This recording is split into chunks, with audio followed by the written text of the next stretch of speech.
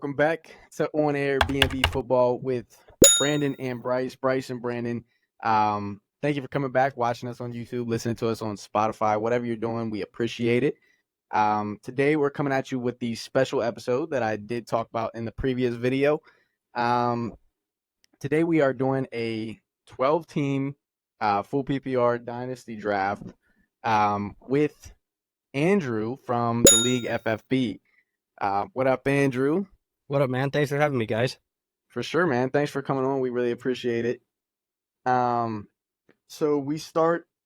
before we start, as usual, make sure you go ahead, click the like button, hit the subscribe button, do us that favor, and we can go ahead and get into it. So Bryce, you're drafting at the 6th spot. Yep. Andrew, you're at the 11th spot, and I am at the 5th spot. Yes, sir.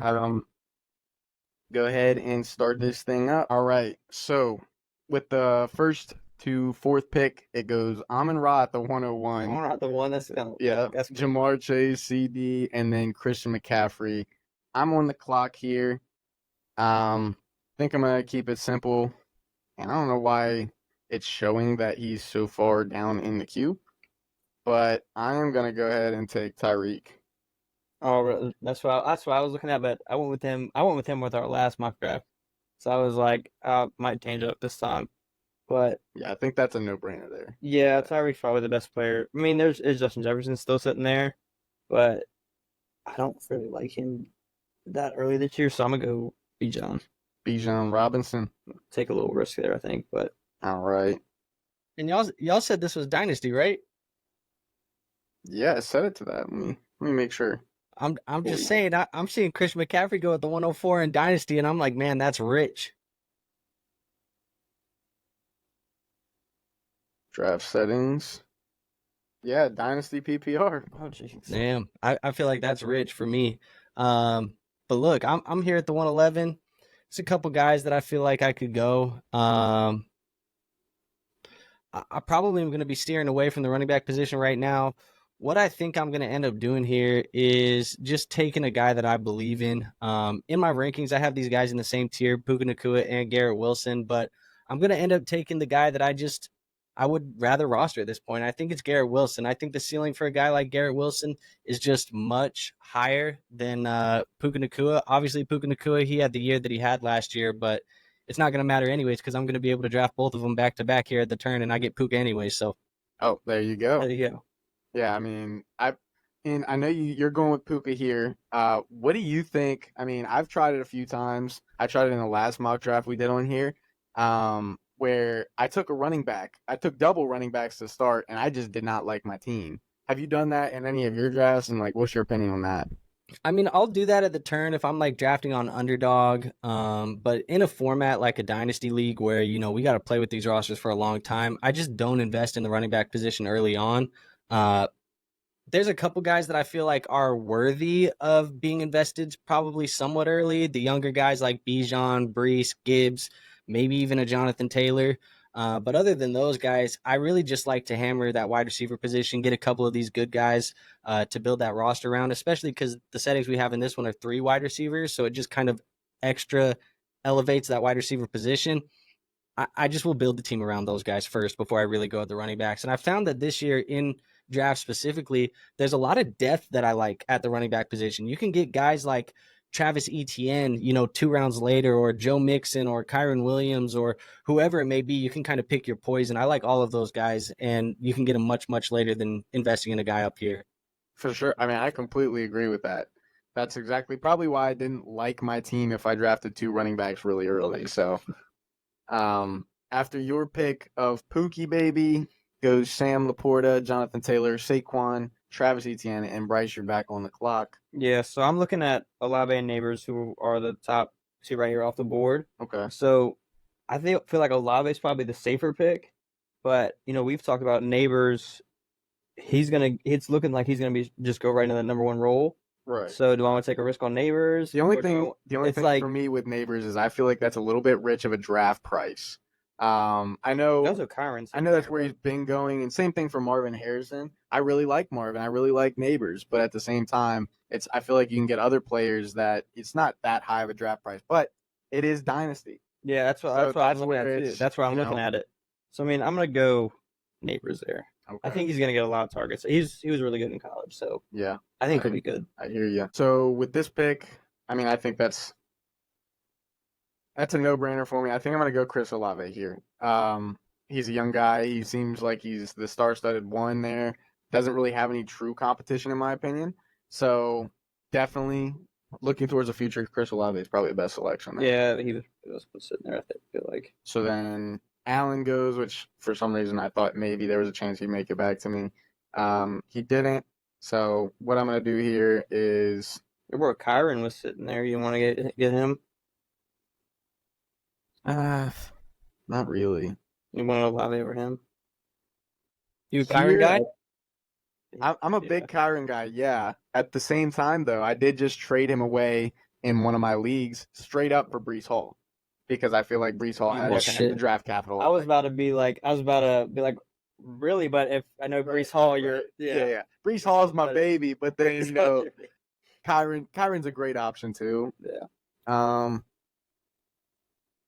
gonna I'll go 3 receivers here. I'm gonna get Jalen Waddle. So Bryce, 3 receivers for me. I got the 2 Dolphins teammates. Mm-hmm. Yeah, that's an interesting build. Yeah. So I mean, I'm not gonna lie. On my first pick, I kind of wasn't really in the dynasty mindset at first, but I'm still happy with Tyreek. He'll give me 2, maybe 3 great years of production left, and then maybe I can sell him after this year for.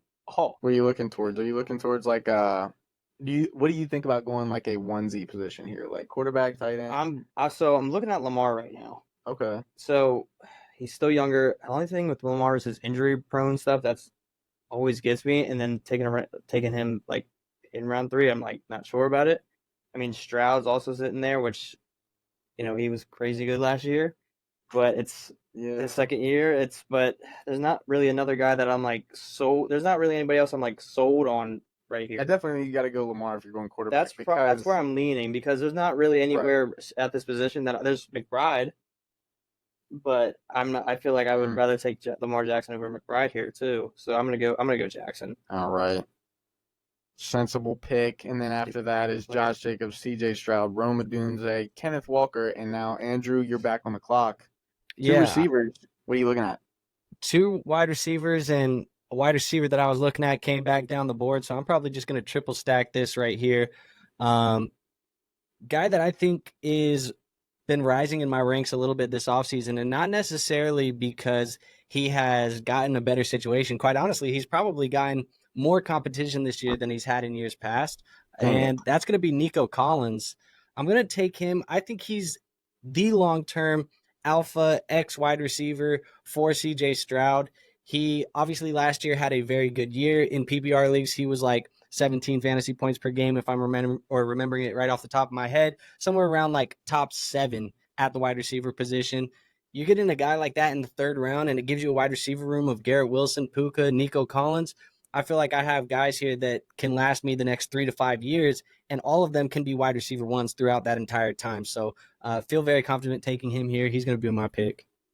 Yeah, I love that pick. I actually, even though I took Waddle with the last pick, I was considering taking Nico just because I think I'm really high on him, and partially because I've been watching videos of people who like him like you do and other guys. They've completely also talked me out of Stephon Diggs, in my opinion, too, though. Yeah, I know you got on Diggs. So are you guys still are you guys really high on Nico even with that wide receiver now? He's Odell and with Diggs. Me personally, I know Diggs probably won't be there.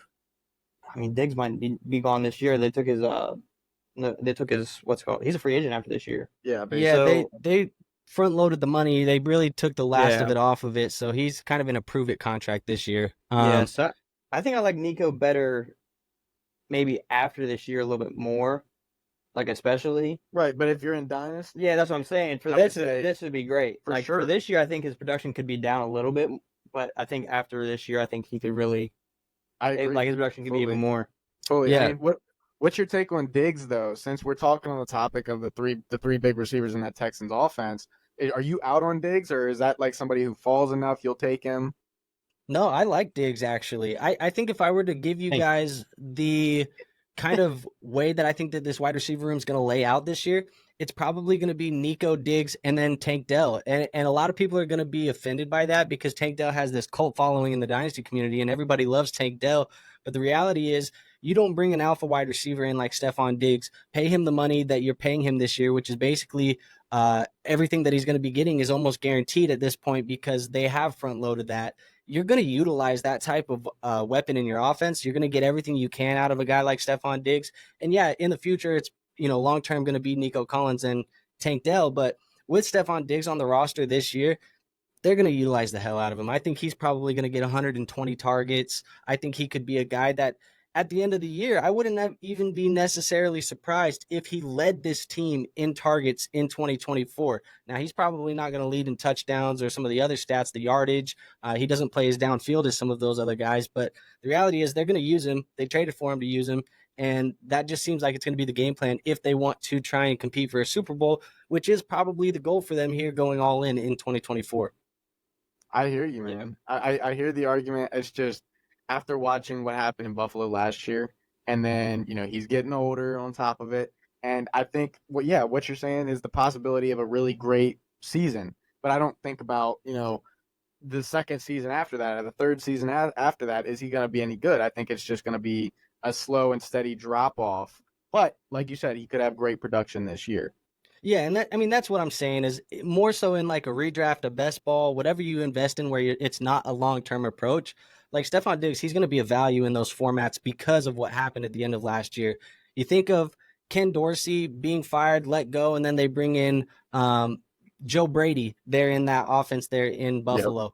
They went to a very run-heavy offense. They really stopped throwing downfield. They shrinked Stephon Diggs' route tree. He was really only running like short at the line of scrimmage, slants, things like that. Like you put him in that type of a situation, obviously he wasn't going to perform the way he was. And then you have a couple of those plays there at the end of the year that are baked into our memory of him dropping the football on that big play from Josh Allen. I know you guys remember what I'm talking about. Absolutely.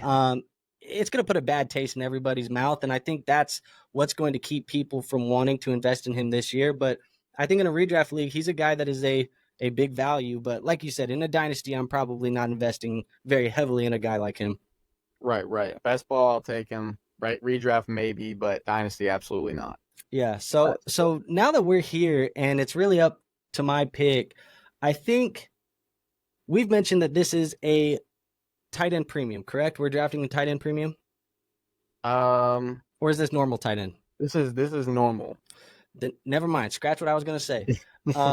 We are going to go in a different direction. And I was thinking if it was tight end premium, there's guys like Trey McBride and Dalton Kincaid who I really like on my roster. But if it's not a premium, I'm not going to invest in it very highly. So I will push that down the board. I think where I'm going to go is I'm going to try and take a shot on a quarterback that I feel like has the QB1 type of upside if everything goes correct for him.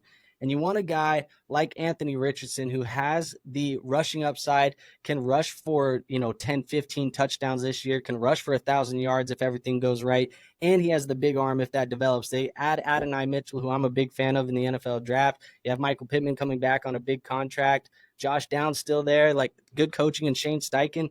That's a guy that I'm willing to invest in. And yes, there's a lot of risk with a player like that, but having Anthony Richardson, there really is very few quarterbacks that have the ceiling of him.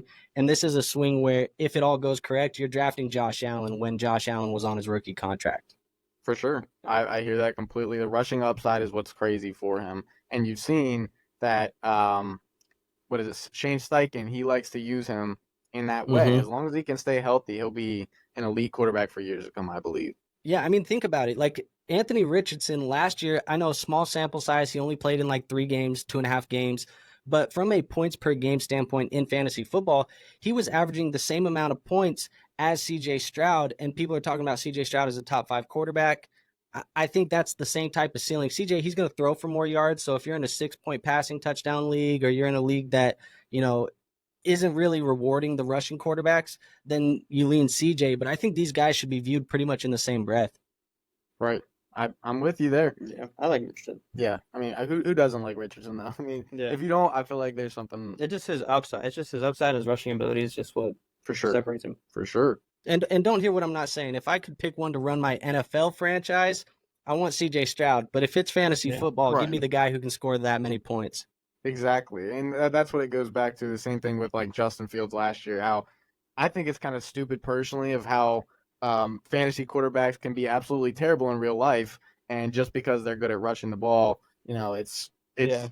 a fantasy world breaker. So That's why um, I like to play in that 6 point passing. 6 point passing touchdowns is my primary setting that I like to use for quarterbacks, and that's because it kind of limits that game breaking ability from the rushing guys. Now, the guys that rush, like Lamar Jackson, Anthony Richardson, they'll still get those rushing points, but a guy like CJ Stroud who can throw for 40 touchdowns, he's going to get all of those with that extra bonus points on the passing touchdown. So I like to do that. It kind of like balances a little bit.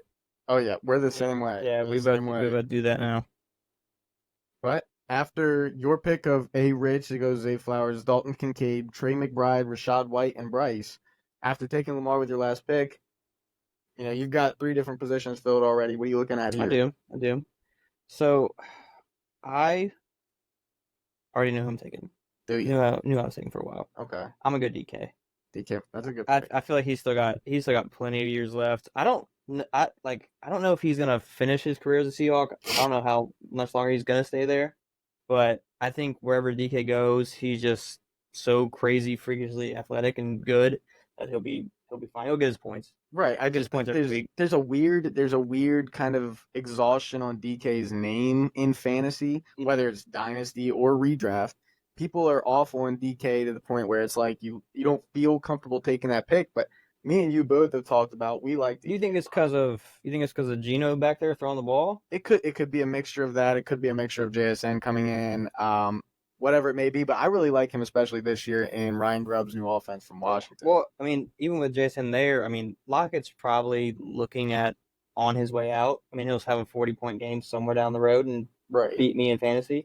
But, uh, like, yeah, he's on his way out. Jason's in. I mean, DK might end up being like a number 2 receiver if Jason plays out. Like, if his. Maybe, but I just don't- feel like DK's that dominant. He is. dominant But, I mean, he'll get, like I said, he's going to get his points no matter what. Yeah, for sure.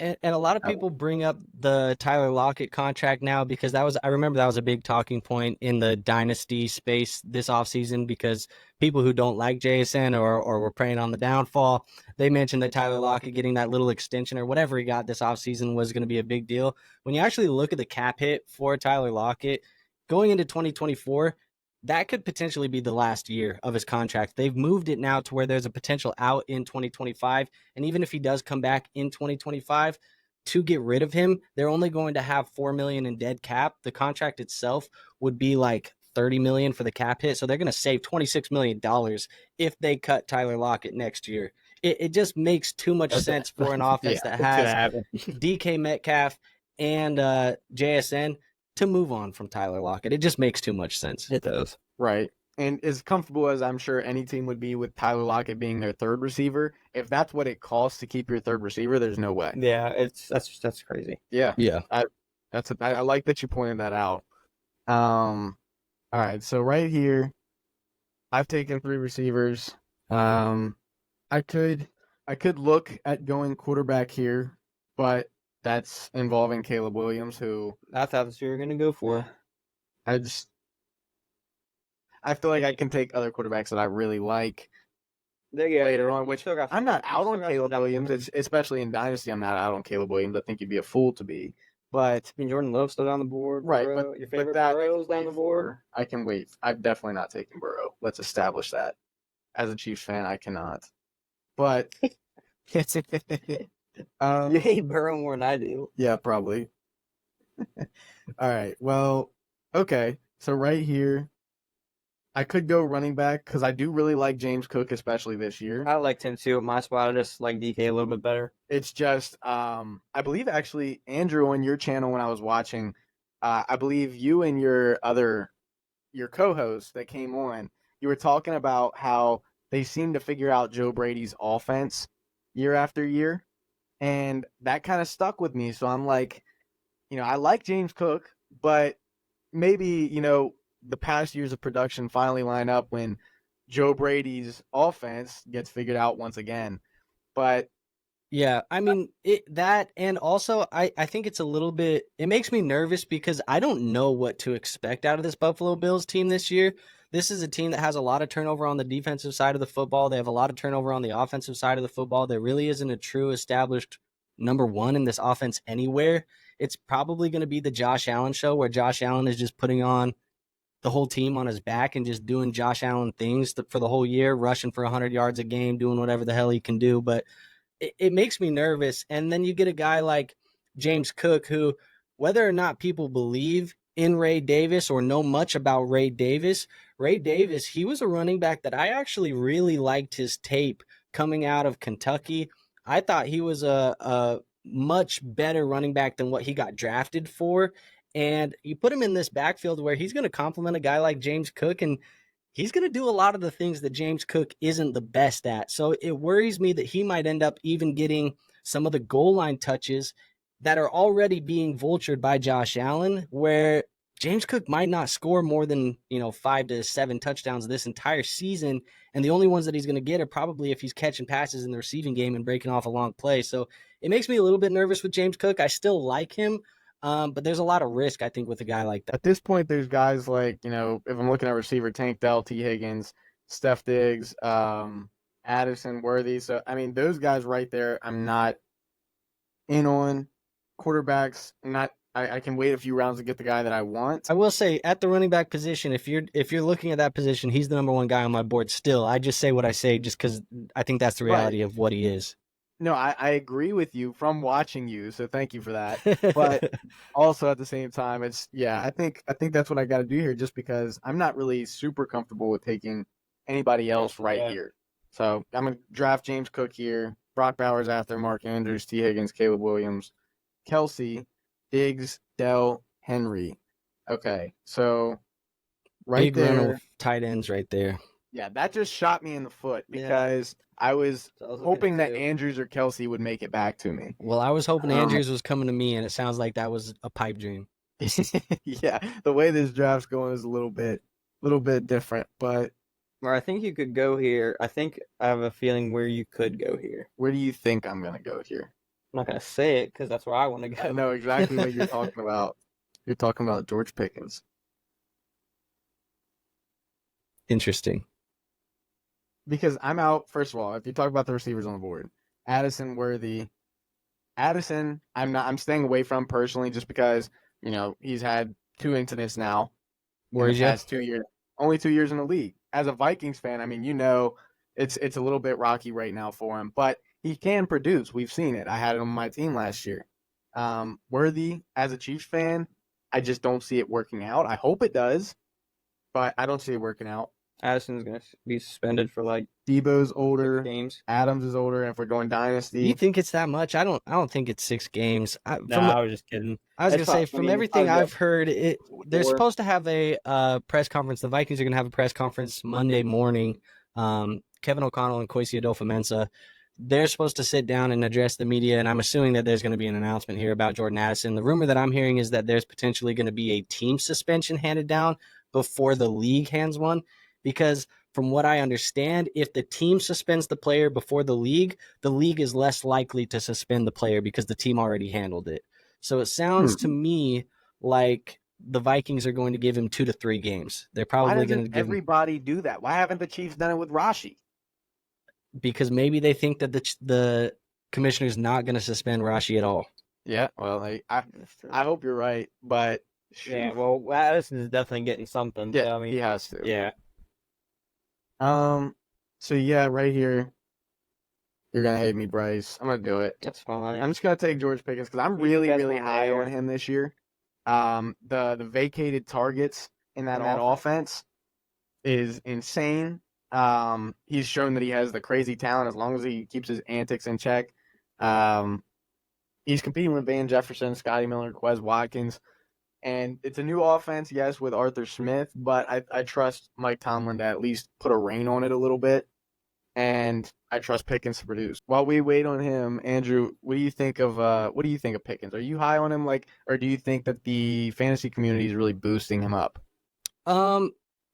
A little bit of both, actually, to be honest. I like George Pickens. I think the community is going to lose their minds when he makes a athletic grab or does something in week one. I Yeah. think they're going to lose their minds. But he's in a position right now where you look at the ADP, especially in those redraft leagues, where I'm more than comfortable pressing draft on him at his current cost. I think the upside is a guy that could give you, high end wide receiver 2 numbers. Like, if this is a guy where at the end of the year, we're looking at him as this year's Nico Collins, I think people are going to go crazy for George Pickens. And I think that is in the range of outcomes. And even if he's not, this year's Nico Collins, if he does step into that DJ Moore, T. Higgins type of territory, people are still going to be very happy with the draft cost. I think it's going to take a lot for him to fail. And honestly, if he fails, it's probably because Justin Fields stepped in and was under center. That's the only Yeah. way that he'll fail. Yeah, I like that. See, like my ceiling for Pickens is like 1,400 yards and 8 touchdowns. Okay. That's like the ceiling where I You think he can be a wide receiver 1? he can. No, he definitely can. He has the talent to do it. It's just, is he going to destroy himself, or is the Steelers Steelers are going to be a run first team? Are they going to implode him? Right. Yeah. For what it's worth, I think 1,408 that would put him better than the Nico Collins year last year. I think Nico last year was like 1,308, Yep. so Yep. that would be even more. Yeah, I think that's his feeling. But I kind of like. I mean, could you say he's more talented than Nico too, though? Nah, You can't. I really like Nico. I think as a raw talent, he is probably more talented, but I can't imagine that with the offense that they have in Yeah. Pittsburgh, he'll hit that type of For ceiling. Stroud, yeah, and having the quarterback Right, plays a yeah. big part. Maybe if in the future the Steelers draft somebody that's competent like Stroud is, then Yeah. Well, and I'd love to have I actually Stroud. like Russ. I think Russ is a little bit underrated this year. I think a lot of people are kind of throwing him away. I think he was wrongfully benched last year, and I think you look at the fantasy points per game that he put together last year. This is a guy who was scoring more points than guys like Justin Herbert down the stretch, and we've now pushed we've pushed Russell Wilson all the way down the draft board, where he's being drafted as like QB 30. right. Yeah, and I'm with you on that. I actually really like Russ for the Steelers offense, and it works for Pickens. I'm just personally saying I don't think anybody here thinks that Russ is on the same level as Stroud. But I No. think when you're talking fantasy wise, producing for a receiver, I think they could do similar things. Russell Wilson support. I know it was based solely off touchdowns last year, but he produced for Cortland Sutton, and that's what It's a similar build of what Pickens is also. right. And I mean, downfield, deep threat, quick guy, shifty. I mean, he's got it all. So, And the sorry, possibilities- Sean Payton truthers, but Mike Tomlin's a better coach. Thank you. Yeah, I think all of us here have Sean been Payton's saying that. overrated. But Sean Payton's an asshole. I hate Sean Payton. Can't I stand like him. it. He's in my division, so I'm not going to argue with you. I can't but- stand Sean Payton. It's hard. It's hard to if you're anybody right now. I feel like he came in and took over, and he's stamping his foot everywhere he goes. But Well, and y'all know why I don't like him, right? oh, We're talking Bounty Gate, buddy. Like, yeah, Bounty Gate. I can't stand Sean Payton. Oh yeah, 'cause he's Like, he's over on the NFC. yeah, this is personal for me with Sean Payton. Yeah, I think I Yep, said I on my get it. channel at one point, I was obviously joking, but I said if I saw Sean Payton, I just want to punch him in the face as soon as I saw him. I don't even like Sean Payton. Like, I don't even want to shake his hand when I see him. I'll look him in the face and I'll walk right by. I don't want to talk to you, Sean. this is the juice that we needed right here. All right, Bryce, you're on the clock. What are you doing here? Oh shoot. Oh wait, I already knew where I was going. I knew you did. Go with my boy. Keon Coleman. Yeah, I'm gonna take a little stretch. Okay. Who Josh Allen got to throw to? I just like don't it. trust him. I don't trust Keon. He was so, like I've said before, he's so good at Florida. Big body, got speed. His is just his upside. but he has what was it? He struggles with was it release? That was on his report card that all the scouts were saying that he cannot do that, and that's something that's hard to teach. Or He struggles with almost everything other than jump balls, but I like the swing. I think the process of taking the guy that's going to be Josh Allen's number one, I like that type of move. I'm not a fan of Keon Coleman. I think, Brandon, if you were watching a lot of the pre-draft stuff, did you watch a lot of the Dynasty stuff on BDG? Yeah, I watch pretty much everything. I mean, I became like the Keon Coleman hater in the club. Like everybody knew that I did not like Keon Coleman as a prospect, but Adam obviously likes him a lot. Nick, he is a fan of Keon Coleman, so I'm the lone wolf there. We'll see. I just don't believe in Keon Coleman, but I love the situation that Keon Coleman is in. Right. I mean, how can you not? Yeah. So It's a perfect situation for. I think it's the most vacated targets in the NFL, right? In the It last is, like yeah. 5 years. Yeah, it is. Yeah. It's almost 50% of their targets last year are gone. Yeah, that's So, insane. For my pick here, there's a lot of players that I still like on the board, and it's hard for me to not just keep hammering at this wide receiver position. But I will take my first running back. I can't fade it too much longer. There's a guy sitting here on the board that I'm going to end up drafting. His name's Jonathan Brooks, and Jonathan Brooks is a running back coming out of Texas. I just think he has that 3-down ability, that 3-down upside, and a lot of people, myself included, there's a clip of me on the internet that surfaces every once in a while about Miles Sanders being very excited about him in the Carolina Panthers offense. I was wrong, but Jonathan Brooks is more talented than Miles Sanders. So let's go round 2. Jonathan Brooks going to excel in this offense. I think the big thing here is that Dave Canales is now the head coach, and we know what Dave Canales does with the running backs in his offense, especially when you look back at last year in Tampa Bay with Rachaad White. He is going to use them as a receiving threat. Jonathan Brooks has the tools to excel as that. And yes, he's injured right now. He's on the PUP. He's not going to play probably the first part of the year. This is a dynasty league. I don't care if he misses, 5, 6, 7 games to start the year, because the next 2 to 3 years after that, I'm getting a guy who has RB1 upside. So give me a guy in Jonathan Brooks there, and I'll have him as the RB1 on my team. Yeah, I like that a lot. I mean, Too. especially you said early in the draft that you like the later running backs too. So you could always grab a guy like Mostert later in the rounds or something like that just to keep for the year, and then you're counting on Jonathan Brooks for later on in the season. Which, like you said, I mean, he's injured right now, but it usually takes rookies a little bit to produce anyways. I mean, running backs are a little bit different. They could sometimes produce right away, but it takes a little bit for them to really kick in and get in their stride. And Jonathan Brooks, in my opinion, I would say him and Trey Benson are tied for my favorite running back in the 2024 draft. So, I agree. And take your mind back last year to like week 3 or week 4 of the NFL season. How many of us in the fantasy football community, especially the dynasty community, were banging the table, yelling at Dan Campbell because he wasn't playing Jahmyr Gibbs? It was it was something we were so frustrated about. And it just goes back to that point that you make where it takes the rookie running back time to get rolling, even if they're the elite ones like Jahmyr Gibbs is. And even though I don't think Jonathan Brooks is the type of talent that Jahmyr Gibbs is, I think he's not close, to be honest. He's good enough that he's going to need some time. It may be, to be honest, like you think of the injury and then the time that he's going to have to ramp up in this offense, it could be the end of the year before he's really rolling. But like I said, he is one of the youngest running backs in this class. He is one of the younger running backs that we could possibly draft in Dynasty by being a rookie. I'll just take him and have the longevity of him as my running back at this position. Right. I like that. I like it. So I'm going to move on to my other one. I couldn't stay away from wide receiver too long. There was a tight end that I was looking at, but again, because it's not premium, I can't fathom investing very early on a guy if I'm not going to get those premium points. So I am going to end up going with Jackson Smith and Jigba. And the reality is we talked about that Ryan Grubb offense and how good this offense could potentially be. We talked about the Tyler Lockett contract and what that is likely going to lead to moving into next year.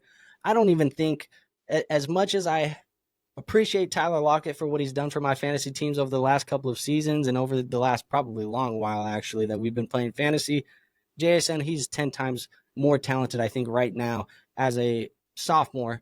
And I just want to invest in JSN because especially when you look at that Ryan Grubb offense and you look at how he has utilized slot wide receivers specifically, keep in mind, last year for the Washington Huskies, Jalen McMillan was on pace before he got hurt. He was on pace for more yards and more targets and more receptions than Rome Odunze.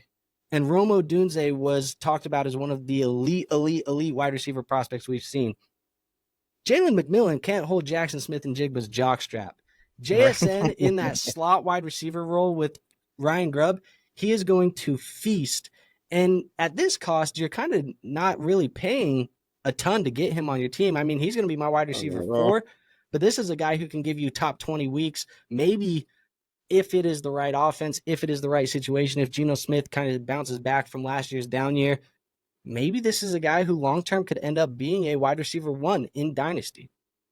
Right. Yeah. I mean, so if you're so high on JSN, which I hear what you're saying, I like it. I'm not as high on him, but I see what you're saying, and I see that it's the potential outcome for him could be that. Or does that make you a little bit more out on DK, where I'm higher on DK and I like JSN, you're higher on JSN? Do you maybe just like DK?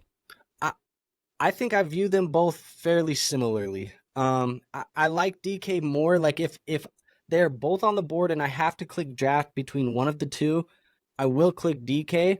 But when I'm getting that 2-round difference where DK, he went at the 407, JSN's going at the 602, just give me the guy that I'm valuing almost equal 2 rounds later. I just would rather have that guy. Okay. I get what you're saying. For sure. All right. Well, after your picks of Jonathan Brooks and JSN, Bryce, you're back on the clock. I am. And you got 1 running back, 3 receivers, a quarterback. You looking tight end here, maybe? Or are you waiting? Possibly. I'm looking at it. I can go get our boy Tony Pollard.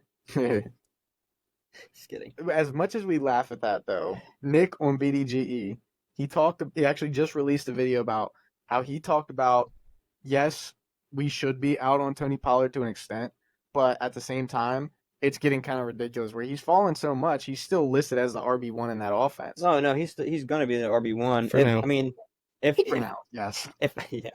If I would skip over him and he would come back to My 7. my 7s, Yeah. It's intriguing there. Yeah. No, So, I get you. I'm like, not saying to pick him at all. Especially me needing a running back. So, I mean, it's intriguing there. I'm not going to take him here. Right. But, I mean, when you look at that board, I mean, he's probably one of the better players left through this list right here. You don't like Kamara? I don't know how much he's got left. I mean, I think he should, that he has He juice. does, and I love him, but They use him just primarily as the receiving back. Yeah. They use him kind of like a Rashad White, and he just got peppered. I think it was like when in the time that he played, he was on pace to be have like the second most receiving yards for any running back, and that was behind I think it might have been Rashad White, but I can't put a voucher to that right now, but yeah, I mean, I like him. I'm not fully like sold on Kamara as I used to be. Yeah, hey, it's your draft pick. Yeah, I'm not as high on Kamara either. I mean, to your point though, Brandon, like he caught more footballs last year than George Pickens, so and he plays Yeah. running back. So I Yeah, mean, that's crazy. he is used in the receiving game, but you he's said a he great receiver. you said he has juice. I don't think he has anything left in those legs, man. He looks so I honestly inefficient. think, I mean, he's gonna be gone in a few years. I mean, I think he has enough juice to catch the balls that they pepper him with, and that's it. They can't. I'm just saying, at a late round draft selection, passes yes, and Derek Carr loves doing it. So I mean, for another year of fantasy, if you're drafting him in the 6th round, I don't see where that would be an awful pick. Maybe, I don't know. If you're really looking, you're convinced me a little bit just because of his pass game, but I'm still not gonna do it. right. I was gonna say, let me convince you not to draft him, because the way that I want to think about it is, if you click draft on that guy in a year when you're trying to sell Alvin Kamara, is his value going to be higher that's or what I'm saying. lower Like, today? next year, after this year, what is he gonna be? Right. What's he gonna have left? Yeah, you're not going to get more for him next year. In fact, next year, if we were going to do this draft again next year, you're probably drafting him in the 10th to 12th round. Yeah. I hear you. I'm looking at it from the point of view of you have one running back right now, and maybe you're really wanting to take a running back. And I mean, I like other guys there ahead of you. I'm not going to say who because you're ahead of me, but Well, and I look at your team, right? You got Malik Neighbors and Keon Coleman. These are young guys, so you're kind of more playing towards the future. A guy like Alvin Kamara, he doesn't fit that build. No. All right, I'm gonna do it. I'm gonna let him either help me or hurt me this year. That's who I was Ew. looking at with my pick when I said I was looking at He's the got tight a end. quarterback. I get He's it. got a quarterback. I get it. He's a wide receiver. I get it. That end. He's just hurt me too many times. That's what I'm saying. He's hurt me too many times. I gotta stay out. I gotta try this year. Just for my health. This year I gotta try. I gotta try again. Let me know how that goes. I will. Kirk's gonna sling him that ball. All right. Are you in on Pitts too, Andrew? I'm not saying I'm in on Pitts. I'm just gonna let him. I'm just gonna let it fly. I will say I probably would. I mean, he was on my board. I thought about drafting him. I didn't. I went with JSN instead. I don't mind Pitts. I think he's the last before a pretty significant teardrop here at the tight end position. So, for the young guys that have the upside, if I don't get him here, he's gonna be gone. Like there's realistically a chance that next year, if Kyle Pitts, and it's a big if because we've been saying it for years, but if Kyle Pitts does what he's been supposed to do, we're talking about him in the same tier as McBride and Kincaid, and those guys went 2 rounds earlier. So I definitely could see a range of outcomes where Kyle Pitts increases in value this year. Right, I'm with you on the take. I just can't press the button. Fair enough. That's all. I like to operate a lot of the time with like a process over players type of mindset where there's players that I like and there's players that I dislike. But at the end of the day, I want my players to increase in value and then I want to sell at an increase in value because I want to consistently get more and more and more on my teams because that's what I end up. That's how you get those dynasty championships. That's how you win that long term. So I like to kind of go with the process over players unless I really feel strongly about the player. I hear you. I hear you. But yeah, not for me personally. But I if he were to fall maybe another rounder, like if I'm at the 102 in the draft, then I would probably if he falls back to the 611, I might think about it. Yeah. But right here, so I'm still waiting on quarterback. A guy's still there. There's a running back. Actually, there's probably 2 running backs I like decently, but I really like George Kittle. I don't know what to think of him because I've had him in the past, and he's the boom bust player. David Montgomery, I like him, but Gibbs is gonna get those touches. You still need a quarterback. I got my guy. I only got your guy. Yeah, I think right here I'm gonna. I know Andrew said there's the teardrop off of the tight ends with Kyle Pitts going off there. I'm gonna take George Kittle here. Like I said, I mean he's a boom bust player, but when Kittle hits, he hits. But Hockenson was a few spots above him. Do you like? So I was talking to Andrew. I like Kittle better. I was talking to Andrew at the BDG office. All right, and I was asking. I keep forgetting he's a Vikings fan. What's the freaking update on him, man? Like, there's no word about him at all. And he Andrew, what'd you say? You thought he may be missing like? I think he's gonna miss games. I don't think he's gonna be at. I'd be shocked if he was a week 1 starter for us this year. He got hurt late last year. And even if he does start week 1, or even if he starts like week 3, I don't see him as gonna be coming back full strength. Well, here's the thing: is you look at the type of injury that he got. It was the ACL, MCL. It required 2 surgeries. It was kind of that double ligament knee injury. And when you look at receiving options in the NFL who have suffered similar injuries, the best one you can look at to kind of have a direct comparison would be Chris Godwin. And it took Chris Godwin quite some time to bounce back. And in fact, Godwin never has really bounced back. Now, part of that is because Tom Brady retired in the same type of time. So you got to attribute some of that to that as well. But it worries me with TJ Hockenson. I think he's still going to be a tight end that long-term we still want on our rosters. He has the ability to do what he did last year, where from a fantasy points per game standpoint, he was like, up until the injury, the second best tight end in football. But I think it could be a long road before he gets back to that type of production, and it might just be 2025 before we really see Hockenson be an elite top 5 tight end again.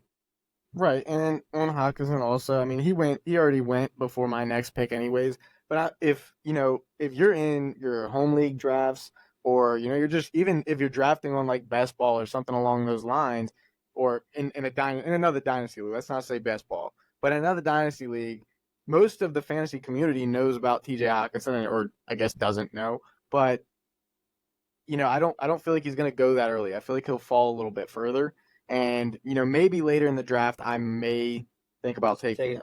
But for now, stuck with Kittle, and of course Trey Benson went the pick before me. That's what I was going to go for there.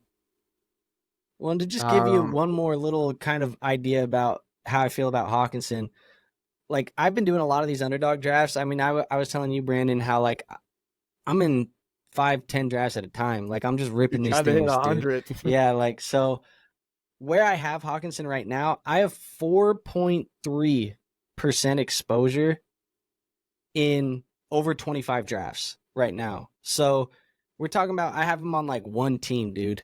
I just am not drafting TJ Hawkinson for this year. Long term, sure, but my outlook for him this year is just not where I want it to be. If I'm drafting him as like a tight end 2 on my team, where maybe you punt the position, let's say you punted it in a redraft format and you got like Dalton Schultz as your first tight end, or maybe like I don't know, somebody like that, and you want to take Hawkinson and hope that in the back half of the year he kind of gets back to 100%. I'm fine with that. But if you're drafting him as your tight end 1, you're going to be in a world of hurt.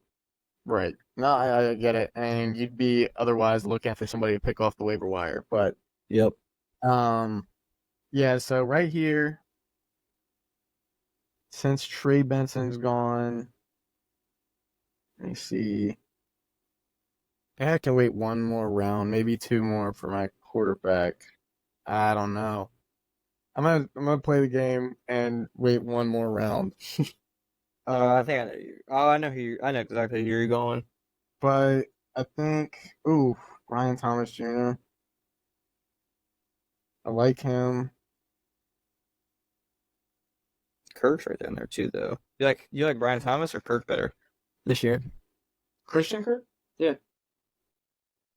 For this year, probably Kirk. But for the future, I like Brian Thomas.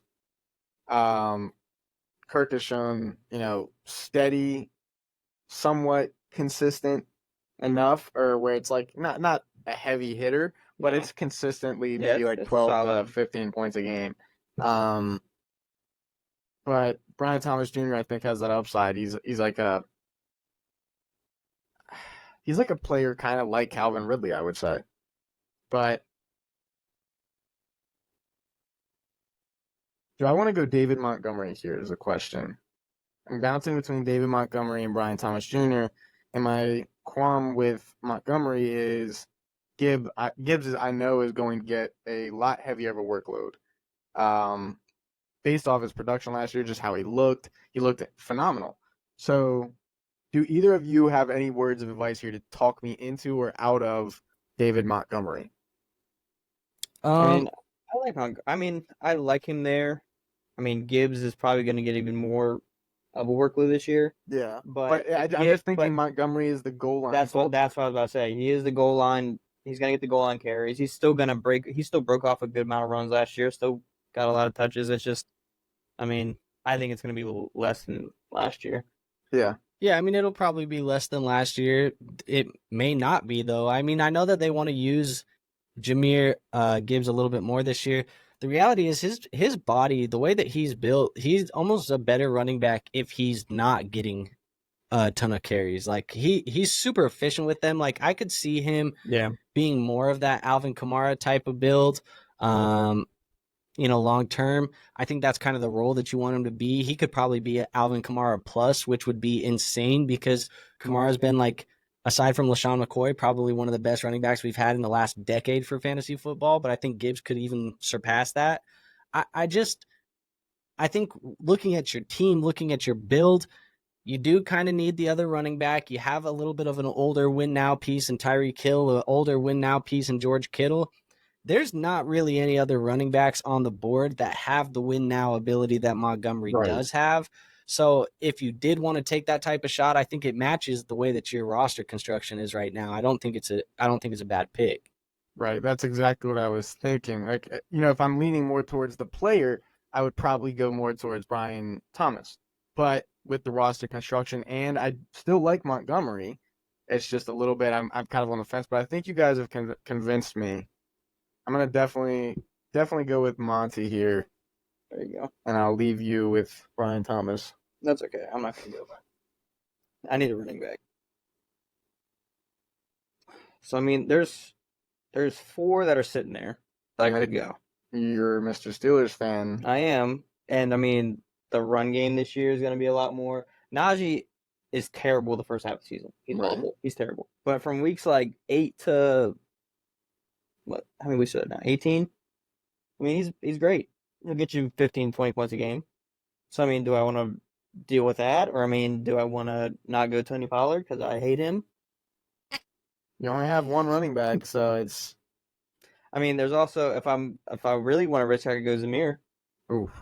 I think that's a little bit even more of a stretch. My whole one of team's a those- stretch. My whole team's a risk reward team. But Zamir White is one of those players where it's like when I'm looking outside of an actual draft, I'm like, okay, maybe Zamir White isn't such a bad pick, but when the time comes to pick him, it's Yeah. really hard to press that button and feel good about So it. I don't like him right here. Like if he fell another round or two, maybe. But I don't. I think there's just better players right here than him. And then there is Aaron Jones sitting there too, but we don't know how much he's got left. But I mean, I think he's gonna have a great year this year on Minnesota. 'Cause Yeah. It's kind of gonna be like I think it's like we talked. It's gonna be like a little revenge year. But That's the Vikings. oh yeah, Vikings. But I mean, it's just. I think I'm gonna go Najee just because of the carries he's gonna get. Okay. But I mean, Warren's there too, but Najee's still going to be the. I would definitely back. go, me personally, Najee over Yeah. Warren. But Yeah, I'm not gonna lie to you. I really wanted Brian Thomas to fall to me.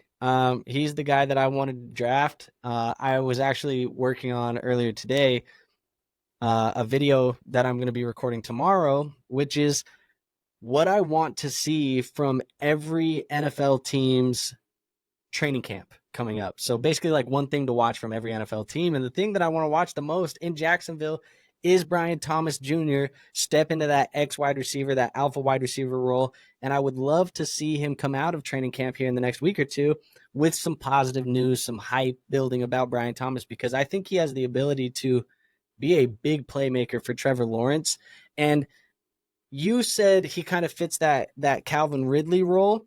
I'm thinking more so about Brian Thomas Jr. as Trevor Lawrence's T. Higgins when they were back in Clemson. okay. That's like the that. way that I view Brian Thomas. And if he can be what T. Higgins was when they were at Clemson, he's going to be a pretty damn good player. So I wanted Brian Thomas. Obviously, he's not on the board for me. And a couple other guys came off the board that were on my or in my queue: Trey Benson, Lad McConkey, Najee Harris.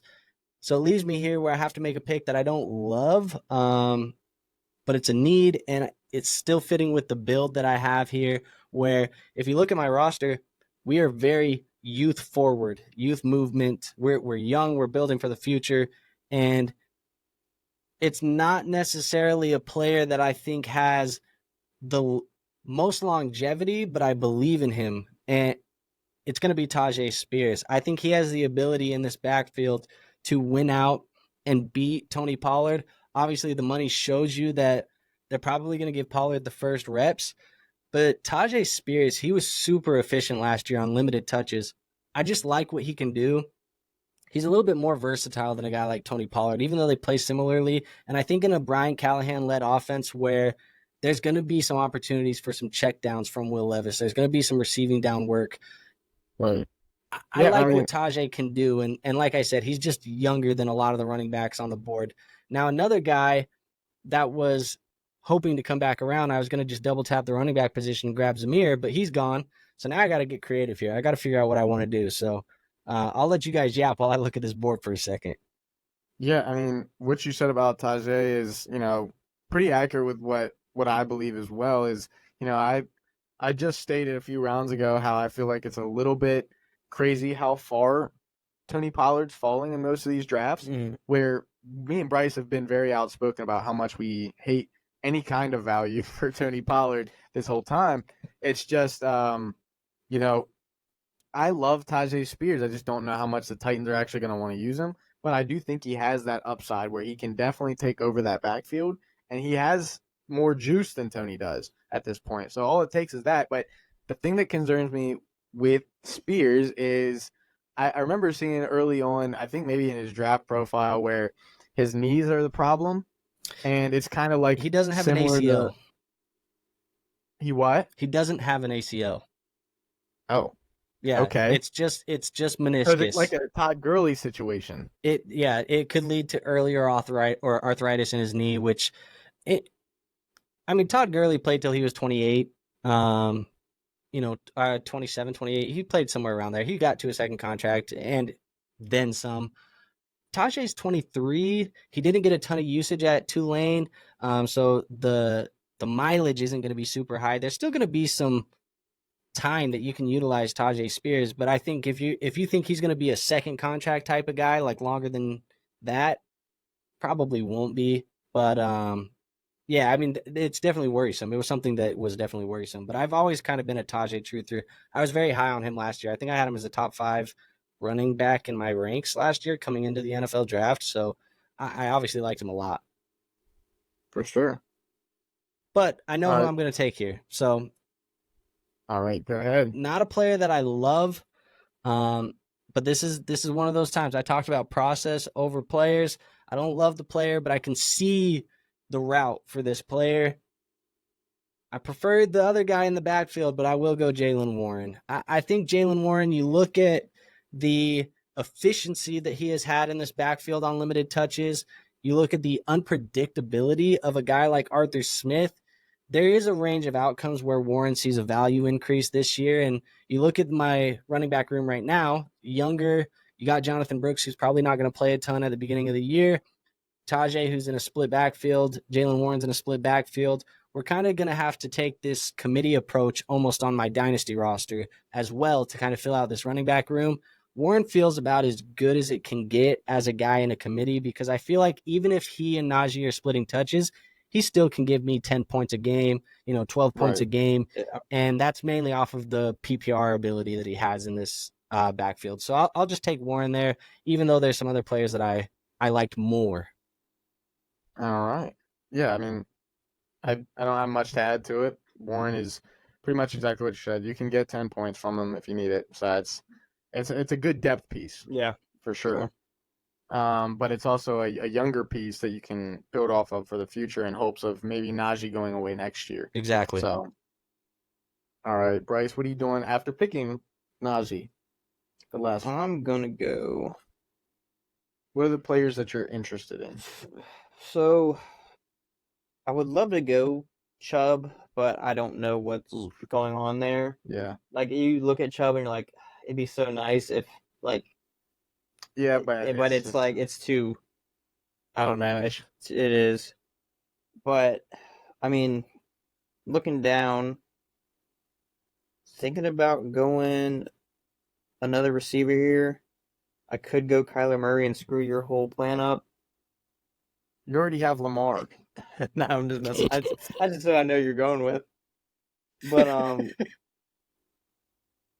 can't screw your whole draft. Just don't do that. Don't do that. Kyler is in my queue as we speak. Well, you're not gonna get him. Yeah, I literally could just. You're not getting a quarterback. Okay. I'm just kidding. All right. But I mean, I was gonna go with Keenan Allen right off the start, like after looking down at it. But just because I have Keon Coleman there, I can literally put Keenan Allen into my slot if Keon Coleman isn't panning out right away, and play him instead. But I mean, I'm looking down the list too, and there's still some decent receivers I could go grab.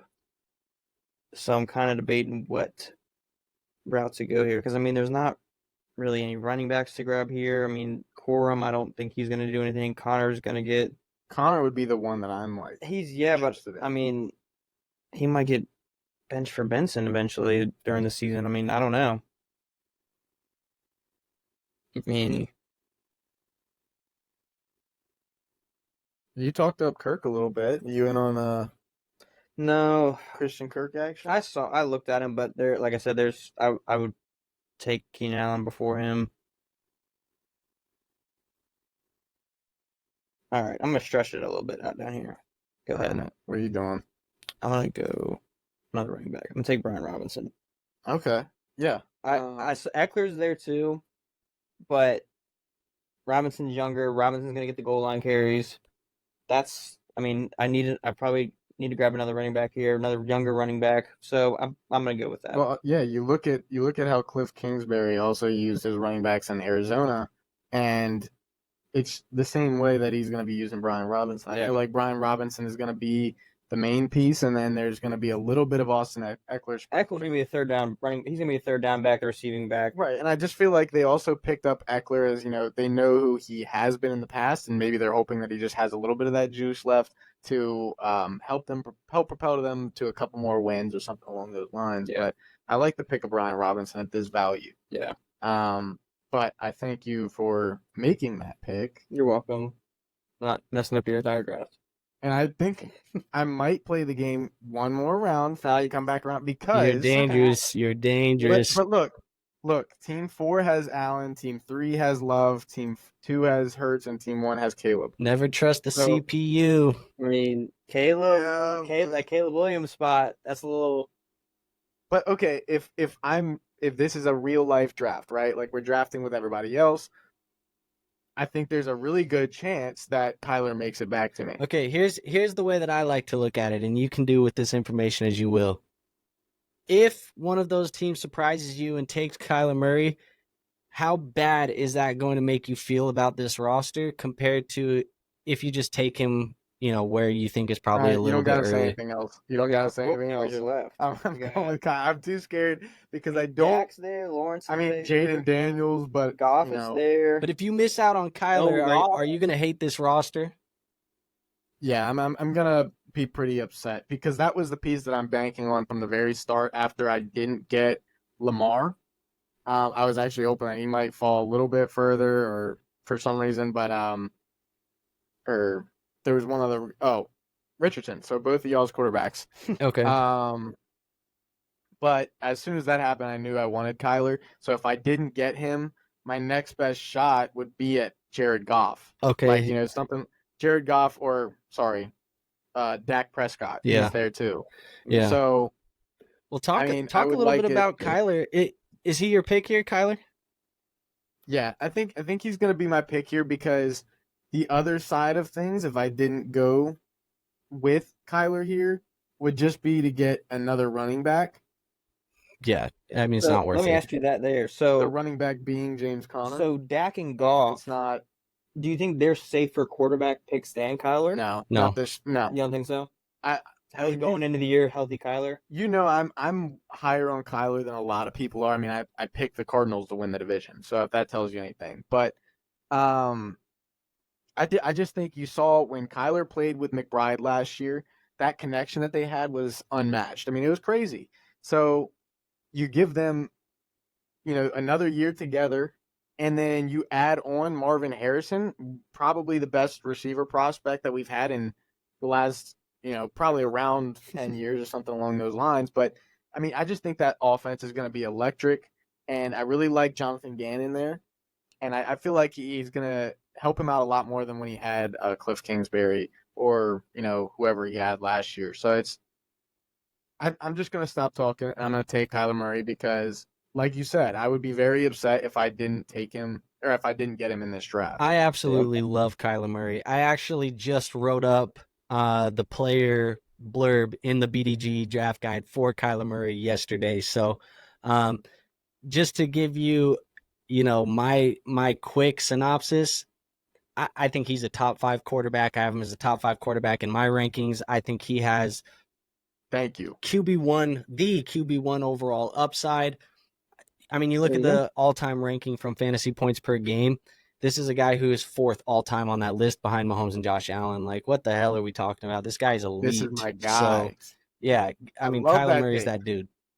Thank you. You backed up everything I've been saying for the past 5 months. It was definitely the best pick there. Like, there was no one else for you to pick. Like, Kyler was, like, the best player in that spot. So, like, even if there was no one there to pick and then go get Dak, like, Kyler was a lot more valuable than doing that. There's players that I like there in that pick, but like Andrew said, if I didn't take Kyler there, if I didn't get Kyler on my team because I chose a player that's another player I just like, then it's not worth it. Yeah, exactly. So that just summed it up for me. And right here, I'll find somebody else. So I kind of like Zach Moss. You mean you can call me crazy all That's you your boy. want. I like Zach Moss. I just think every year that Joe Mixon was in that Cincinnati offense, you saw him get a very heavy workload. He was a workhorse back, and I think Zach Moss was going to be the same way. I mean, So I like I like Chase Brown a little bit better, but yeah, I like Zach Moss for the goal line carries. I like Chase Brown for the third down role and like receiving back. man, yeah. The rest of these guys are pretty rough. It's not good at that running back position. uh, it's Zach Moss or Singletary because those are the two I think starters. There's Mostert, but Exactly. no. Yeah, Mostert having a year like last year. I mean, he won't score 21 touchdowns, but the role that he's in, it shouldn't change that much. The offense is Mostert. really fun to watch. Mostert. Oh yeah, I just think they're gonna Where is he? Where's abuse Achan. I don't. I'm looking at my own team. I think what I'm gonna do is I'm gonna get Zach Moss here, just because I'm probably a little bit higher on him than most. Like I said, the Boom. volume is different. Damn Who'd you you. get? Deontay, Deontay. number one, Yep. number one receiver, sitting there. Is that who you were hoping was falling to you, Andrew? I like Deontay, and then I'm even more upset at Team 7 taking Jaden Daniels right after because one thing that I like to do, especially in these 4-point, passing quarterback leagues, we've talked about the game-breaking rushing upside. You want to have quarterbacks on your roster that can run the football because those guys have a higher ceiling than guys that are pocket passers. I wanted Jaden Daniels to put with Anthony Richardson and just take that high T rushing ability. Like, it's going to be Right. risky as hell, but if one of these was gonna guys pay hits, out. it's going to be crazy. So I wanted to do that. Not going to end up getting it. There's a couple other positions where you could just take shots, but one guy's fallen down the board, and I like him enough. I'm going to end up going with my first tight end, and we're going to start with Jake Ferguson. I like him. Look, he's 25 years old. He fits the theme of this roster being a little bit younger. Last year, he put up low-end tight end 1 numbers. I think nothing's changed going into this year. In fact, what we know, or at least what we can try and piece together as the puzzle for what we think this Dallas Cowboys offense can be is probably more pass-heavy this year. You look at what they did down the stretch last year. That is probably the identity that they go into the year with this year, with Tony Pollard out of town, Ezekiel Elliott busted and damaged, sitting in that backfield, Rico Dowdle with whatever the hell he is. Like, it's not going to be a lot to be excited about in the run game. Jake Ferguson, he's probably their number 2 receiving option in this offense. And I'm sorry, Brandon Cooks, he's Mr. Consistent, but Jake Ferguson, he might get double-digit touchdowns this year. And at the tight end position, I get him late. Like I said, young, second receiving option. That's something I preach. If the tight end is not the second receiving option in the offense or better, I don't want him. Just point blank period. I don't want him because you need your tight ends to be heavily utilized in that passing offense if they're going to be successful in fantasy. Ferguson's one of the few. So I'll take him. We'll look at this next pick here, though, and there's a couple guys that stick out. I think I'm going to try and talk myself through 2 of them. Right. The first guy that I'm looking at, actually, there's 3 guys that stick out right here. Jameson Williams, Zach Charbonnet, and Chase Brown. These are the 3 guys that I'm kind of looking at. Those are not pretty names. Not pretty names. For the running backs, though, you look at Zach Charbonnet, he's probably going to be behind Kenneth Walker, but we've talked about the passing offense of Ryan Grubb. Charbonnet profiles as the better pass catcher, so he could catch a decent amount of footballs out of the backfield. Chase Brown, he's probably who I would prefer over Zach Charbonnet just because he has a better chance at possibly becoming the RB1 in the backfield. And then Jameson Williams, you look at, what he was drafted to be and what he's been so far, obviously been highly disappointing. But again, I talk about that video that I was talking about for the training camps, what I'm looking for in training camps. And this is the blurb that I have for the Detroit Lions right now. And it says, Jameson Williams is a player to watch. All offseason, we've been getting these quotes from Dan Campbell talking about how JMO is a man on a mission. He's looking better, yada, yada, yada. He's somebody that I want to keep a heavy eye on going into training camp because if he does step into that wide receiver 2 role, into that type of player that he was drafted to be in the first round of the NFL draft, you might be getting a value on a player down here. So I think when I look at all of these guys in comparison to each other, Jameson Williams has the highest ceiling, and I talked about the process over players wanting guys that can increase in value. If Jameson hits, his value will increase more than what Zach Charbonnet's or Chase Brown's will. So I just am going to draft Jameson Williams here. Okay, and I just want to point out, you know who's right under your guy on the receiver board, right? It's your actual guy, Troy Franklin. It's my actual guy. I know. You a Troy Franklin guy? He is the biggest Troy Franklin truther. I'm crazy about it, but I'm big on him. I think he's gonna be good. I'm the Troy Franklin guy in the industry. Yeah, there might not be another Troy Franklin guy than me in this whole industry. Well, I'm looking at him too. Yeah, I was looking at him and I thought you were for sure gonna say one of the three guys was Troy Franklin, but well, I'll be honest. I'm hoping he comes back around. Okay. Well, Bryce, what are you gonna doom his? Hey, he told me he's not a big Troy Franklin guy. He's a big Bo Nix guy. I'm Bo Nix, but I told you I think Troy Franklin's gonna be good with him. Hey, because they're at Oregon. Number one player on my exposure list, Troy Franklin at 40%. That's insane. And out of how many drafts? You're almost at 100 now. No, this is just the 25 for the NFL season. If you go to pre-draft, I have him at like, because for whatever reason, Underdog splits it up from like pre-NFL draft and post-NFL draft and stuff like that. Yeah. Pre-NFL draft, I have like 60% exposure to Troy Franklin. Like it's an insane amount of exposure. I've at the rate that I've been drafting him on, it's been like every other team I'm drafting Troy Franklin. Right. But I've tried to cool myself off the last couple of days. I'm in 10 drafts right now. The goal is I only have Franklin in like 3 of them. Okay. That's still more than what I would probably have him in, but all right, Bryce. What were you doing here? I'm not gonna go Troy Franklin. Okay. If he came back around, I would, but I need to go running back here, and I think I'm gonna go my boy Chase Brown. Okay, so we both grabbed one side of the Bengals on. We did. I will say, I mentioned Franklin's name and Stephon Diggs' name in the same sentence at one point, and it started a riot.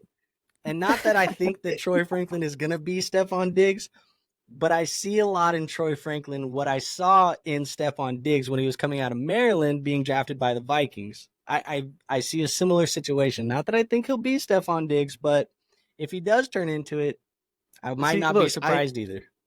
I hear your side of it because when he was coming out of college, I loved Troy Franklin, the prospect. But when he went to the Broncos, I was like, and I don't know. I mean, I know he's with Bo Nix and Sean Payton, but people didn't love Diggs when he came to Minnesota. And I'll tell you what, Diggs and Franklin, they both got drafted later than they should have, based on what I saw. And again, I'm not an NFL scout. This ain't my job. I scout dudes on the internet. That's what I do. I'm an internet guy. I'm not out there on the Pro Bowl field the Senior Bowl field or whatever it is. At the end of the day, they make the decisions. But when I saw Troy Franklin's tape, I sit here and I grind hours and hours and hours of raw all 22 game film every year when I'm preparing for these rookie drafts and making content on these guys. He didn't look like a 4th-round wide receiver to me. No, he didn't. No, he fell. I wanted the Chiefs to draft him in the 2nd round, so that's where he was projected, was second. We weren't gonna have a 1st-round pick originally. Early mock drafts were having the Chiefs take him at 32. That's how high he was early mock drafts, like for NFL teams. So well, the whole thing is that we were supposed to trade out of the 1st round. Yeah, but I'm just saying he was projected as a number 1 or a 1st-round pick really early, and then fell with 4th round. So I mean, he's got the talent to do it. People overreacted to his combine. He came in underweight because he said he was sick. He ran a little bit slower than people thought he was going to run, and he had that gauntlet drill, which looked pretty ugly. He was dropping the football, but bro came out later, like when he was at his pro day at Oregon, and he said that he had like COVID or the flu or something during his combine performance. And it was like, bro, okay, well, let's look what the pro day numbers are. And the pro day numbers were much better than the combine numbers. So I don't know. We'll see. Yeah. But that's enough Troy Franklin talk. It's not enough. It's not enough for me. It's even up on you. I haven't even got started yet, brother. That's where you're going to go now. You're going to go Troy Franklin here. No, I don't think we convinced you. No, you didn't. I'd probably go Jerry Judy. No, I'm kidding. Let's not. No. I don't want to talk about that. All right, right here. So this is rough. Maybe Troy Franklin is a good pay. Like I said, Stephon Diggs, baby. Just no, kidding. I think I'm gonna grab my second tight end here. I'm gonna go Dalton Schultz over Goddard. Yes. All right. I don't blame you. Like what I'm seeing. No. Oh no. The pick before me. You wanted Oh, Tua? you're gonna go Tua? Yeah, I have Tyreek and Waddle. Dude, I had I was Tua gonna in get the the sack. queue. I had Jeez. T-Law in the queue. I had JJ McCarthy in the Ooh. queue. And now I'm feeling nervous. Oh, that's rough. Franklin's gonna be sitting there. I really Just gonna thought be I could sitting wait there. for Tua. That's too. My guy's gone. Who I was gonna take? I was gonna take Firemouth. But hey, Yeah. you know who is there? Troy Franklin. Yeah. Well, I was gonna go back to the point he made where he said that he won't take a tight end unless it's the second option in the offense. Right. It could be a second option is Firemouth. Yep. And that's Steelers offense. Yeah. So I mean, I was looking at him there. I was like, if Pitts isn't doing great, and I mean, we're also playing our flex can be a tight end also. So I mean, Frymouth could have been a second option in that Steelers offense this year. I'm a Could've big been. Freiermuth been. guy. Big Freiermuth guy. I actually declared him as one of the best value tight end picks in all of fantasy this year. I would agree with it. Yeah, I definitely like can be like he just can't. He's stay just not a healthy. flashy name. He's not, and we just can't get him the ball. Yeah. Like I mean, we won't throw the ball over the middle of the field. So I mean, if Russ can do that, then he'll be great. I Man, currently I- have him as my tight end 12 this year in redraft rankings. Yeah, I wanted to grab. This is really rough, man. I really thought I had that locked down. Who were you going with? I was gonna go with Tua. Tua. Dang. Tua. Yeah, Tua would have been a good pick there. Tough. You know, There's some decent. I mean, I'm gonna not get decent, but- ooh. So I'm looking at maybe Jerome Ford here, Marshawn Lloyd. You know, I'd probably need a little bit of youth on this team. I mean, I got some, but adding a little bit more wouldn't hurt. I like Kendra. I just don't see his opportunity the same as Marshawn Lloyd. And I know it's a little bit further down, but I think at this point, that's all right. I'm gonna take some Marshawn Lloyd here. He was in my queue And- as well. Yes, sniped. All right. So after the pick of Marshawn Lloyd, Bryce, you gonna get your boy here? I'm really thinking about it, but I also like Goff sitting there because I was looking at golf. Goff could be very solid number 2 quarterback, especially if Lamar getting hurt. So that's where I'm kind of leaning now. I do want to go with Troy Franklin, but He might make it to you, Andrew. I'm This also was the looking at plan. Dotson down there. I want to see Andrew get Troy Franklin. So I think Well, I am kind of leaning towards Goff now, just because of Lamar possibly getting hurt, and we got Dome Golf this year, so I might start Goff all season. Andrew, you don't even know the wave of the golf and the dome that we're on this year. They were on Dome Golf this year. 13 of his first 14 games, and he has like what 2 more the rest of the season that are out of a dome. And then when you look at golf in a dome in the last few years in fantasy, he's been insane. So Dome Golf. dome golf. All right, let me pick Dome Golf. Yeah, is that who you're going with? I'm going with My bad. Oh man, he was on my queue too. Goddamn. I'm getting left out cold on the quarterbacks. I'm not gonna lie, but god damn it, if you didn't know who I was picking, that's who I'm picking. Troy goddamn you Franklin. go. I wanted to go, and I just saw Dome Golf. So that's what we had to do. I need another quarterback because Anthony Richardson, as much as I love the kid and as much as I think that he has that ceiling, I know that there's risk there. But the issue with where I am currently at, my plan was to grab a quarterback here at the 11-11. Trevor Lawrence off the board, McCarthy off the board, Tua, Goff, You're gonna May, go Bryce Young, aren't you? all You of could stack Bo Nix and Franklin. I know all of these guys You are like off Bryce the Young. board, and I do like Bryce Young, but it feels irresponsible. I feel that. And so the choice that I'm going to be making here is going to be risky. I'm going to continue punting the quarterback wow. position, and Okay. I'm going to go with Jerome Ford Jerome Ford, he's going to just be the other running back. We're talking about the committees. We're talking about guys like Nick Chubb who are potentially not going to start the year. Jerome Ford's It's an another guy. insane value. I can just plug him in this lineup, and yeah, my running back room is not going to win an award for the best looking, running back room, but Brooks, Spears, Warren, Ford, they might just get the job done. They just might do it. It'll be ugly, but they might do it. And you have the strength of the wide receivers in Wilson, Nakua, Collins, JSN, JMO, Franklin. I mean, come on. We got superstars And- like Troy Franklin on this roster. Like we're going to be all right. And that's what you want in a dynasty startup, is because the running backs are such a revolving door Mm-hmm. and they go around so quickly. It's like what you're doing is perfect. You're drafting the young running backs, or maybe ones that, like a Jerome Ford. He has such great late value that I don't hate the pick at all. I mean, especially if Nick Chubb's not going to be coming back, and he's not an older guy yet. So it's Well, and I, here's the thing too that I am starting to account for in startup drafts this offseason is when you look at these future classes, and that's what we should be trying to do as dynasty players, is we should be looking ahead at the upcoming draft classes. The strong point, the selling point of the 2025 draft class is the running backs. We talk about them having guys like Quinshawn Judkins, Trevion Henderson, Nick Singleton, like lots of Ollie Gordon, all of these really good running backs. And if there was ever a year to punt the running back, load up on a lot of young wide receivers, it's this year, because next year with your rookie pick, you can draft all of these young running backs that are going to be coming in that we love for fantasy football. And then you get to pair them on this roster with all the young wide receivers. So it's kind of you might not have great running back play this year, but if you can piece in the guys like Jerome Ford and Jalen Warren who can just get the job done, next year when you Right. draft Ollie Gordon or you draft Nick Singleton, you're going to be feeling really damn good about this roster. Yeah, for sure. I like that take a lot. Mr. Bryce, you're going with here. Looking, I Had a think lot of so. time to look.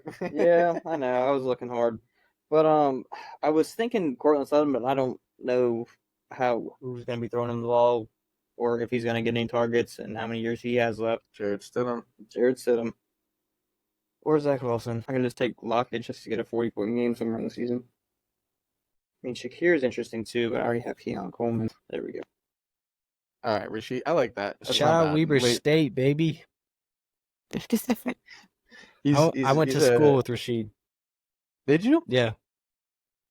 Did you ever meet him though? Yeah. We were in a class together. Oh, that's tough. Yeah, we were in a flag football class, and I'll tell you, there's nobody who could freaking guard him in a flag football class. It was insane. Oh, I'm sure. I just see Andrew lined up against Rashid Shaheed. No, I was throwing him the football, dude. I wasn't about to guard him. Okay, good. I For the sake of your ankles. in the flag football class, man, I was playing like slot wide receiver and some quarterback, maybe a little bit of running back every once in a while. But when it came to defense, I was sitting there in the safety spot. I wanted to be back deep. I didn't want to have to guard nobody at the line. No, I especially him, for sure. I don't even know why they let him go into that class, but I guess they got to get electives done too. But it felt unfair. Yeah. All right, right here. So I have a take of, I think that Khalil Shakir has upside, and there's a possibility that he could be the number one target for the Bills offense this year. But realistically, I think it's going to be Kincaid. And then maybe Keon after that. But I think that Shakir it's possible for Shakir. But with that said, I like Lockett. I like, for this year, Zeke this late in the draft. And, I don't know. What was that stat? I think you pointed it out, Andrew, on your channel or BDG. I can't remember. But it was Zeke had more yards than, or more receptions or something than who was it? Oh, yes. You know what I'm talking Ezekiel about? Elliott had more carries than last year than Jahmyr Gibbs. Yes. Yeah. And that's what it's like, mind blowing. So it's like Yeah, it was a crazy stat that I found because I was like looking at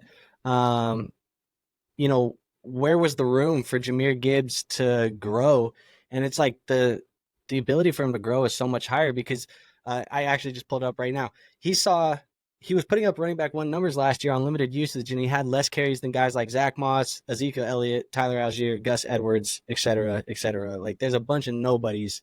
And Jahmyr Gibbs, he outscored all of them on less touches than every single one of them.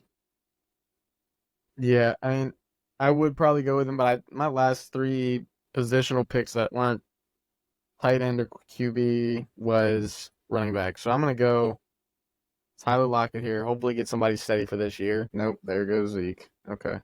Well, then that makes it easy for me. I just got to go with the quarterback here. Think about Kirk. I don't have to go here, but I could wait. It doesn't feel good to say it at all. I have no idea who you're about to say. Gabe Davis. Okay. Yeah, why not? This is late in the draft, a little bit of depth. I mean, if I need to start somebody on an off week where my guys are on a bye, then Gabe Davis is one of the guys I really don't mind throwing in there to maybe just get. He could get me 0 points, but he could also get me like 40. There you go. Yeah, I mean, there's not anybody here that I want to take. Well, it's the 13th round. I know. So. I'm just saying. It's just risk or reward right here. There you go. So speak for yourself. We're gonna go down there. Braylon Allen. Loved him at Wisconsin. He's got Brees Hall in front of him, but I think he gets some carries. I don't think he's gonna do anything special, but there goes Bryce Young. Is that who you're? Were you looking at Bryce Young there, Andrew? I had him in the queue. I couldn't take the risk of Bryce Young, even though I think he's going to take a step forward this year. I just couldn't take the risk with Richardson as my QB, and I couldn't pass up the extra running back. Now, for sure. There's a lot of guys in my queue still. I got like 30 something guys in my queue still that I like. Jeez. I'm not gonna lie. So I got to look at some of these other positions here. I think what I'm going to end up doing is just end up taking guys that I think will be fun to talk about for the video right now. But if there was, let me give an honorable mention. Actually, I'll give it on the last one, but I'll take Dontavion Wicks right here because we talk about ambiguous situations. Dontavion Wicks last year, especially in the playoffs, he was getting used a lot in 2 wide receiver sets. Now, Christian Watson, obviously he was returning from an injury down the stretch last year as well, but Wicks, he's one of those guys where you're getting him in the range where we're taking shots on Gabe Davis, Malachi Corley, Luke McCaffrey, Mike Williams. Like, Wicks has the profile, and if you follow Matt Harmon, who does reception perception, it's one of my favorite tools in the community. Matt does an incredible job. Wicks graded out really, really well. He's very successful against man coverage, zone coverage, press coverage. Like, he is one of these low-key diamonds in the rough, and Matt has this kind of tendency to find them. He talked a lot about Nico Collins for 2 years before Nico Collins became anything. Dontavion Wicks, he's kind of meeting that same type of criteria. It may not be this year, it may not be next year, but if Christian Watson keeps having these injuries, if Romeo Doubs, in a year from now, he ends up leaving the team or whatever because they don't want to pay him money, Wicks could find a role, and maybe in this offense with Jordan Love long term, he becomes a guy you want. So talk about a guy who can increase in value. I think Wicks is one of those. Now, just looking at the honorable mentions at each of these positions, I guess, to kind of go through at the quarterback position, which is probably where I will draft because for the sake of the video, I think it's good that I have my backup quarterback. But guys that I'm looking at would be like Michael Penix, Deshaun Watson, Matthew Stafford, Geno Smith. Now, Stafford and Geno, they don't necessarily match the younger youth type of build that I have. Deshaun Watson doesn't really either, but for a quarterback at 28 years old, he's not that old, to be honest. So he's going to have some life left on his NFL career. So I will be drafting Deshaun Watson. He's going to be the guy that I take. So I will select him, but I'll just run through the list real quick. At the running back position, Kamani Vidal, Antonio Gibson, Damian Pierce, Ty Chandler, Ray Davis, Audric Estime, Rico Dowdle, Khalil Herbert, Tyrone Tracy, Jaleel McLaughlin, CEH. These are guys that were on my board. Wide receiver, I had Jermaine Burton, who I really like, Luke McCaffrey, Josh Palmer, Curtis Samuel, Michael Wilson, Demario Douglas, Wan'Dale Robinson. So all of these guys. Cade Otton, he was on the board too if I wanted to take a backup tight end, but those are kind of the guys. I think some of the most exciting though would be like Curtis Samuel, who I'm pretty high on, Jaleel McLaughlin, Kamani Vidal. Yeah. He's interesting, and then like obviously a Michael Penix. Yeah, I'm with you. On Curtis Samuel and who was it that you said? Oh, you said Demario Douglas too. I really like him. Wandale Robinson. I am really Those are getting all. high on McLaughlin, Jaleel McLaughlin. Yes, yes, that was the other one I was gonna say. I mean, you hear that. I think it was just earlier today. There's a report that came out that said, "Is Samaje Perine and Javonte Williams really battling for a roster spot?" Yeah, because it So sounds like right now it is Jaleel McLaughlin locked in. Audric Estime, because he was drafted, he's locked in, and they want one more guy, and it's either going to be Perine or Javonte. if Javonte doesn't make it, that's just insane. If I traded for him, so it'll be ridiculous, but also I'm more so worried about the implications of like if Javonte gets cut, what backfield is he going to mess up like immediately? Because wherever yeah. he gets signed, he's going to get Chargers. touches. Yeah. Dude, if he goes to the Chargers, that would be elite.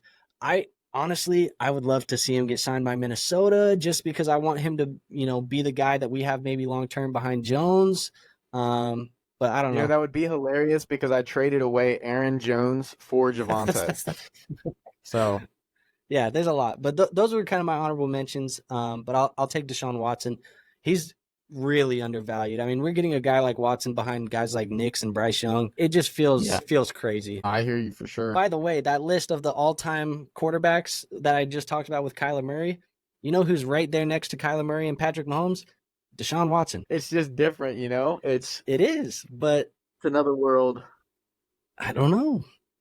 It doesn't feel as good, but like in the last round, like I was going to select Watson if you didn't take him. So Okay. I hear you. It's just somebody you're taking a shot on. I mean, at this point, I just need him to fill in bye weeks or if A-Rich gets hurt. Right. Bryce, last pick. You could get the injury prone guy you really like. That's it. He's still there. I'm gonna go a different direction now. All right. I'm gonna just kind of take a shot. Bucky. Urban. Okay. I That's got definitely a shot. one of those running backs got a hit. They got to, right? Yeah, so here, I'm just taking a quarterback, and I gotta talk myself into one of them. So, I mean, Let's go Will Levis. no, seriously, I'm looking at Penix and Levis. Levis is one we talked about that. I mean, the upside is there. Yeah, It's like, do you want to take a shot on him now? it's just, Because Penix isn't playing for another who knows when. Probably 2 years. At least. yeah, it's just the Penix is, if you don't get him now, his trade value is just gonna keep increasing. Yep. So in the Dynasty, it's like if you get him, you're probably going to want him in like the last round. But that's probably like a third quarterback that I would take. I wish I would have taken like a second quarterback somewhere along the way. But yeah, I mean, with that said, I got to draft Will Levis here for my last pick. But, other guys like you were saying, the guys that you like, obviously, yeah, if I would have taken another quarterback earlier, then I would have probably went with Penix there for my last pick. But I like Dameon Pierce there because Joe Mixon, he's older now, and I don't know if he's going to be able to handle the full workload like he did in Cincy. Yeah. So if he gets hurt, Dameon Pierce comes in. Estime, like you said, guaranteed spot. Ray Davis, I like a lot more as well. Ty Chandler, just because I love the flashes that he showed last year in Minnesota.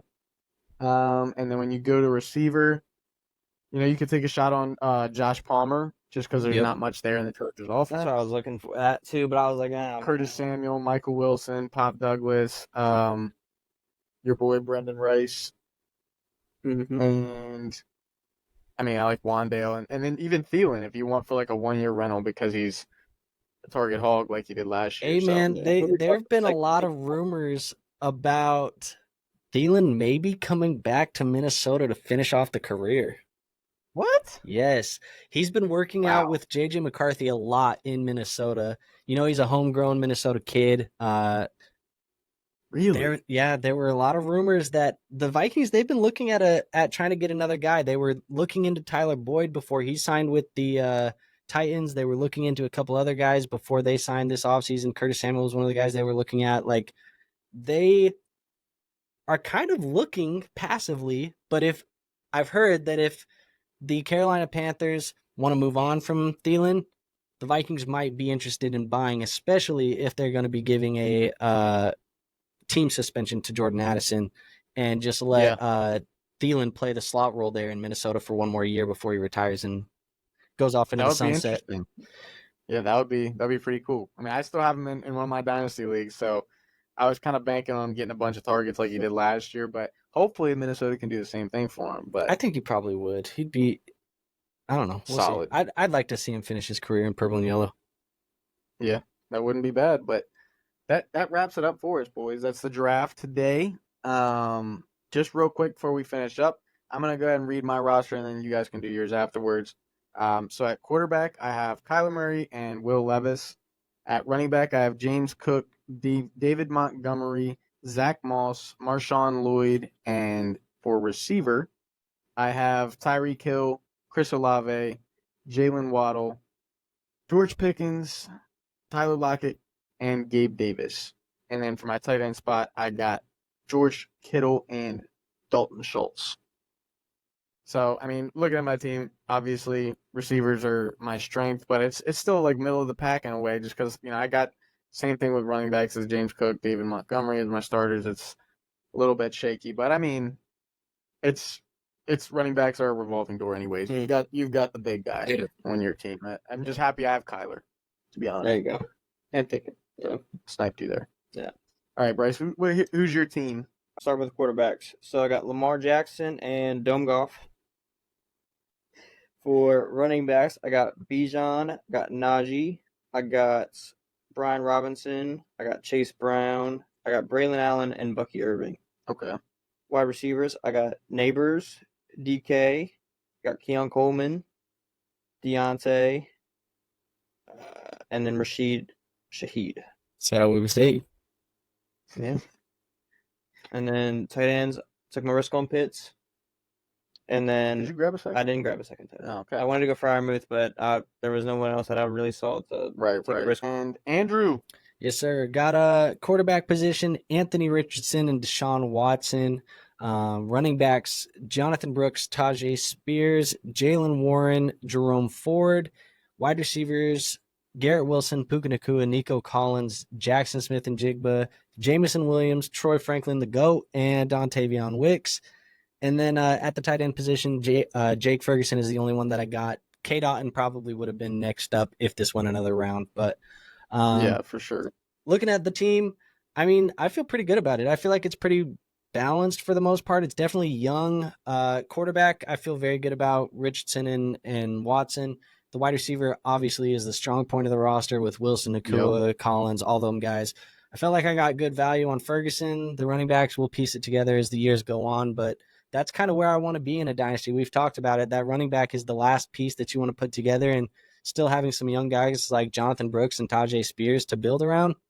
Throw in that 25 class, I think we'll be cooking with gas there. Yeah, for sure. I really like the receivers there. That's definitely the big name.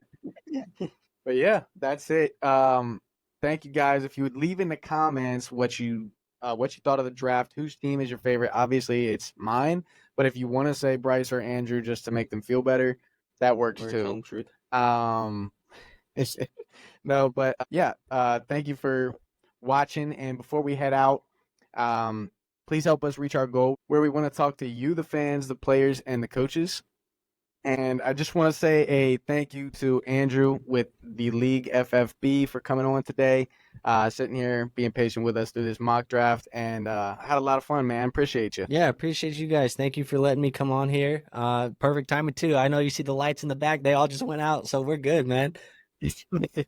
Hey, man, do you have anything to plug in here real quick before you leave? Yeah, man. I mean, if you guys want to subscribe, go follow my stuff over at the League FFB. That's my little baby. That's the business that I'm trying to build. We're trying to do the whole thing over there. So go find the League FFB on YouTube, Apple Podcasts, Spotify, wherever you want it, you can get it. You may see me on the BG channel every once in a while from time to time too. If you want to watch that stuff, go watch it. But if you're looking for me, you can find me. Awesome. Yeah. All right. Thank you guys. Hit the like button, subscribe, and share with everybody you know. We appreciate it. Peace out.